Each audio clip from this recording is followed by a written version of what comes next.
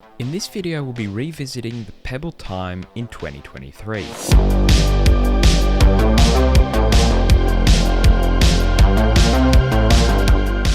So I've owned a Pebble Time for about 7 years now.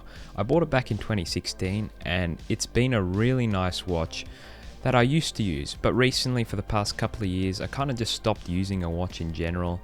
I found that I didn't really need it that much. But in the last few weeks I've started to use my Pebble Time again, and I thought I would make a video on how it's been in 2023. Before I talk about how it's been to use, let's first talk about some of the basic features that this watch offers. So the Pebble Time, as well as the other Pebble watches that Pebble offers, all have pretty similar features. They all have a nice e-paper display. The Pebble Time did have a color e-paper display, but the other ones were black and white. And e-paper displays don't need a backlight to be seen in light, so basically it's super efficient and allows the display to be on all the time, unlike a lot of other smartwatches now. It also means the battery life on this watch is excellent, easily getting 7 days of battery life, even now when this watch is 7 years old. These watches also feature 30-meter water resistance, which is really nice, and it means it's a very worry-free experience if you're going to go swimming. And lastly, they are all controlled with 4 buttons, no touchscreen, just buttons to navigate.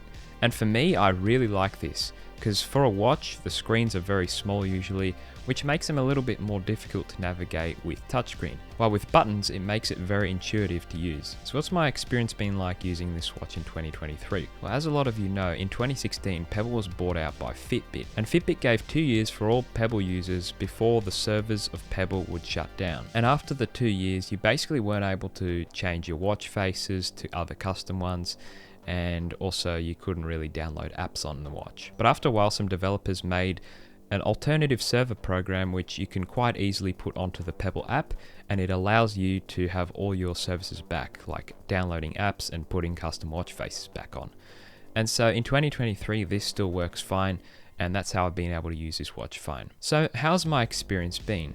Well, in general the watch still goes really well. As I said, the battery life is really good on this watch, and it makes it very worry-free to use. And the e-paper display makes this thing just sort of fade away in the background. You don't have to flick your wrist really intensely to look at the time, or you don't have to click a button or anything like that. It's just always on and easy to look at the time really. And having notifications on your wrist always is quite nice. And I also like the ability to change your watch face to basically anything you want.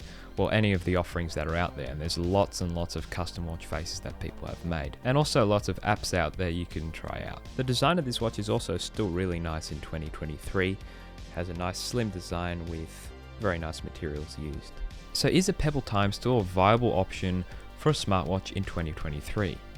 Well, if you can pick one up, then it's a very good option. But the problem is, especially in Australia, these are pretty hard to come by.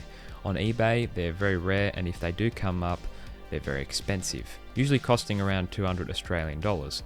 Now, I bought this one brand new in 2016 for 60 Australian dollars, which was an absolute steal, and if I had known that these would become so rare, I would have bought more back then. But in other countries, I've heard that they are a bit more popular on the used market, so if you do come by one for a decent price, under, let's say, around $100, you're pretty good to go.